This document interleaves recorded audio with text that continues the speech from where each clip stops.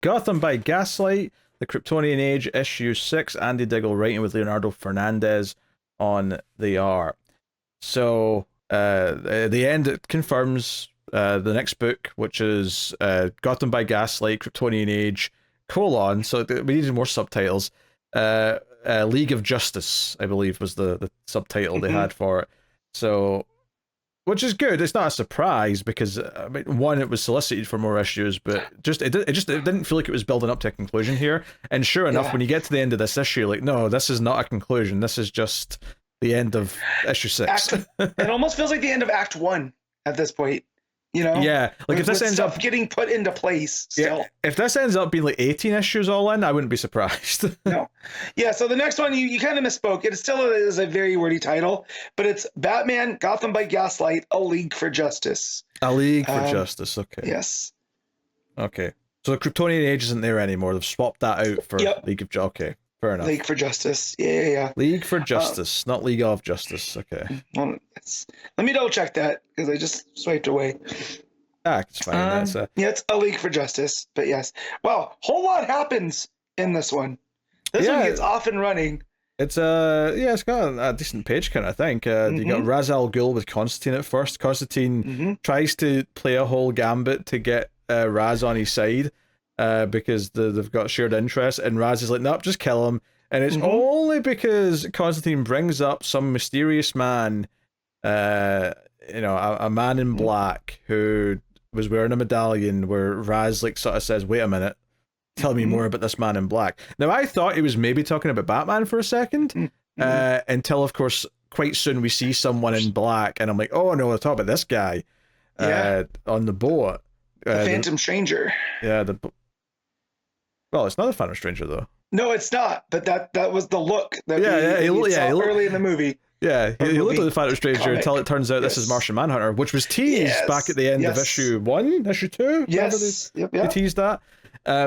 So yeah, he's basically on the boat with Wonder Woman, and she's like trying to be peaceful about things, but can sense like her lasso's like vibrating or whatever to say something's not quite truthful here. So she puts the lasso around him, and of course he turns into his Green Martian form. And it kind of cuts away there, but it's like, okay, so we know he's not a villain, but like clearly there's some getting to know each other that needs to go on here. Yeah, and so she ropes him with the lasso, and he says, "I'm the last son of a doomed planet, and I come to your world to hunt the man who laid waste to mine." So it's like, oh, okay. So what's going on here that brought Martian Manhunter from Mars to Earth? Is this suggesting to me that Ra's al Ghul in this continuity tried to do something to Mars and is responsible for Mars? That kind of fits in with the kind of era from stories that they're plucking from, right? Because this is all kind of that steampunky John Carter, Tarzan, League of Extraordinary Gentlemen type vibe. So maybe because that whole part with Constantine is he's telling stories about who he has heard Ra's al Ghul is. And you get all this kind of weird stuff about how, he was the bastard son of a Japanese sensei who was exiled for meddling in the dark arts. Or, he had also heard that there was a person that had learned, or what did he say? And according to John D., Al-Qadim had burned down the Library of Alexandria, so no one could know the ultimate secret, and that's to cheat death. So it's almost like this legend building of Ra's al Ghul, and it's like, well, wait. Maybe Ra's al Ghul's Kryptonian, right? Maybe he was the bringer of the Kryptonian Age. Maybe because the vibe I'm definitely getting here is that the Kryptonian Age was Krypton. Something from Krypton was on Earth long before Clark Kent or Superman ever arrived. Yeah. So interesting to see where they're going with that. So we go back to Smallville, and Lois goes up and basically asks out Clark on a date. Hey, that show's in town tonight. Why don't you take me to it? And he's all charmed.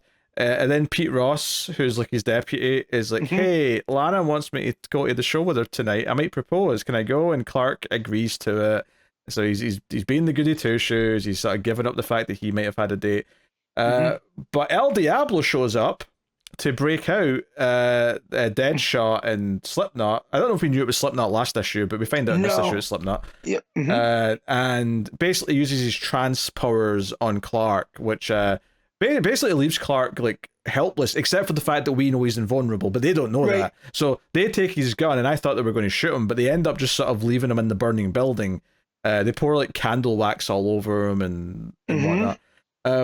So they leave him burning, and then we go to the show, the circus act, and it's Harley Quinn. Croc's there, pretending to be scary, but he's actually quite smart. And you've even got who was the knife thrower again? Copperhead. Yeah, it's the Suicide Squad. Yeah, they're a Wild West stunt show. That's what I was getting at, is that this team is basically a Suicide Squad, right? Yeah. You know, once you establish that both Deadshot and Harley are there, and then some of the other ones, it's like, oh, okay. Croc, Slipknot, Copperhead, El Diablo. That said, I love her. I was going to say, it doesn't seem like they're working for a Waller type here. Doesn't seem that way anyway. No, they just seem like a traveling band of thieves that, you know, had a mission here, and that was to get the information. Although, it's possible they are working for someone though, and that's why they want this art, because they want an artifact of something that arrived when Clark arrived. They're saying, hey, something arrived, you know, crashed on Earth, you know, 30 years ago or whatever, and Clark, because the powers are working on him, admits that it's in the bank. Like, they built the town around it effectively. So those bad guys go off to the bank to try and get that stuff.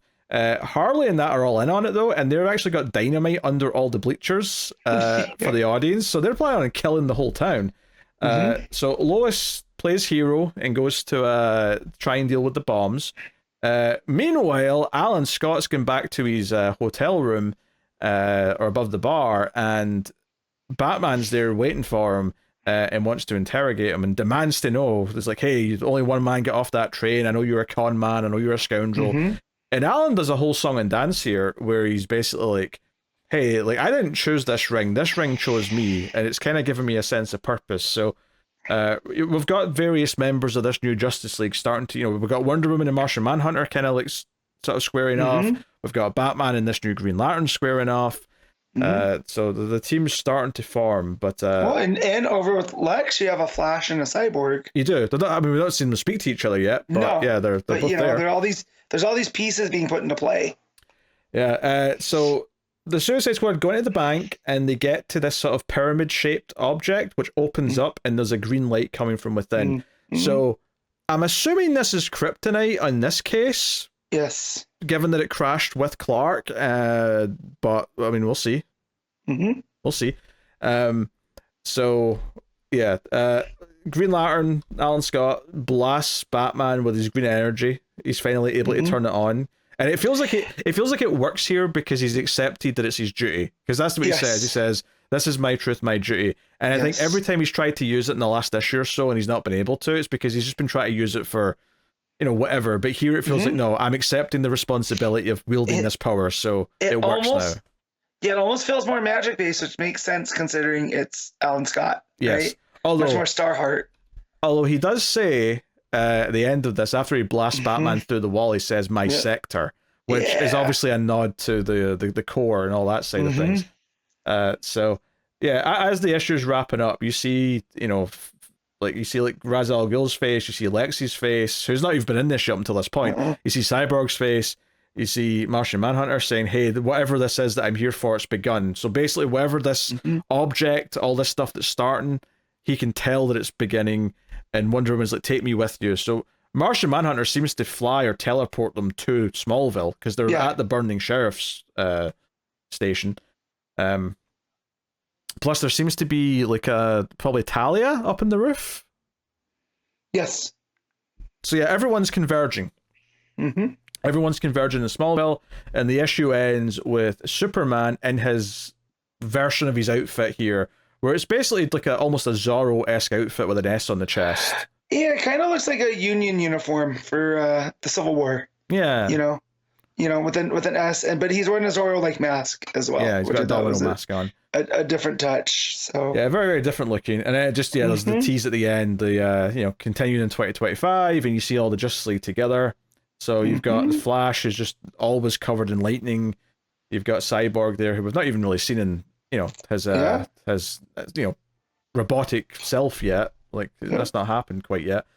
But no, interesting that we're building to full on Justice League, which we kind of knew obviously for a while, but now that they're finally saying, no, this is happening, here's the title, it's coming next year. So, yeah.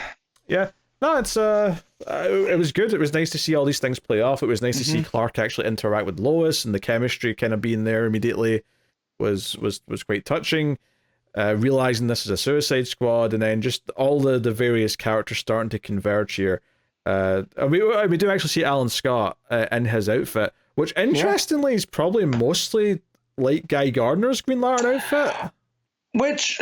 But it makes sense considering the type of person this Alan Scott is. It looks more like formal wear, like a formal vest, more than Guy's. You know, okay, it's between the collar and the sleeves. It made me think of Guy Gardner's outfit. No, it definitely does. But he also still has a tie going down. That's true. Yeah, Guy Gardner does definitely not wear a tie. He's not a tie wearing guy. You know, so it definitely makes sense. But yeah, I just want to know how Martian Manhunter. It's never mind. I just answered my question. It's the medallion. The medallion that teleported them there. So I was like, wait a minute, how do you? Okay. Yeah, the medallion's glowing. Yeah. Yeah. Yeah. Very interesting. So obviously not the end at all. In fact, it's barely the start of this ongoing story. So we'll see the next part. Hopefully sooner rather than later. The earliest it will be is March, but I could see it being summer. I could see it being like May or June before we get the next issue of this, which is a shame, but it's been surprisingly great seeing this alternate version of everyone come together and sort of be built up. So curious, but I had a good time. Yeah, I really enjoyed it. Yeah, a lot more characters to play with this issue, a lot more going on. So we'll see how it wraps up. Matt, what are you giving Kryptonian Age? 8.5. I will straight 8 again. I've gotten a lot of 8s this week, but I think that's where they're all landing for me. I think it's similar to Green Lantern in a way. There's almost like just too many characters and things going on. Like the fact that it gets to that end and there's like the montage of everyone, and Lex and Cyborg are in there, and I'm like, you weren't in this issue. Why are you here now? But obviously it's because it's all coming together. What's the betting they were stealing that thing for Lex though? The Suicide Squad. Yeah. What's the betting? That's the easy money. But maybe there's other people at play that we haven't seen yet too. It could be. Yeah. You know. Could be.